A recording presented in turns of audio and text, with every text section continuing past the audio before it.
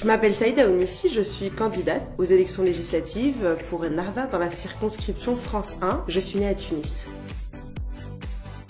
Je suis arrivée en France à l'âge de 5 ans, en 1992. On a fui le pays avec mes parents parce qu'ils étaient des activistes politiques. Nous sommes venus en France en tant que réfugiés politiques.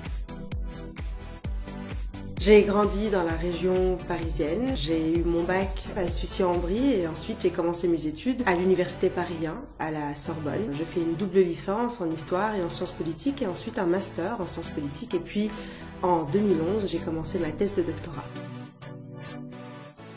J'ai baigné dans une atmosphère très engagée depuis ma plus petite enfance. On allait faire des manifestations avec mes parents contre l'ancien régime. En 2011, j'ai participé à ce grand mouvement de la Révolution qui demandait de façon très claire la fin de l'ancien régime et la fin de la dictature en Tunisie. J'ai commencé à m'intéresser aux politiques sociales en Tunisie, à la relation avec la dictature en fait, et comment est-ce que l'action sociale avait été pendant très longtemps utilisée par le RCD pour imposer son pouvoir.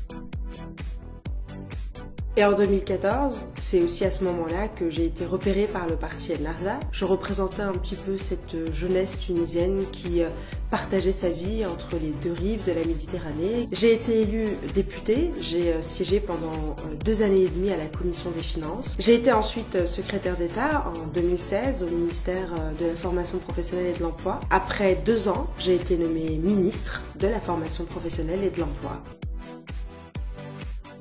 Mon expérience de députée m'a poussée à passer beaucoup de temps à Tunis. Quand on est un parlementaire, il faut être près du Parlement. Je me suis mariée, j'ai eu une petite fille, je me suis installée aussi de façon un peu plus durable. Mes parents habitent en France, ma famille aussi. Nous, les Tunisiens qui résidons à l'étranger, on a aussi une place à part entière dans ce pays-là. On peut y apporter énormément dans la vie quotidienne, dans notre engagement associatif et aussi dans les métiers qu'on peut exercer. Le Tunisien de France, c'est un Tunisien qui peut être un franco-tunisien, un jeune ingénieur qui vient d'arriver, une famille qui est ici depuis 2 ou 3 générations, un Tunisien sans papier.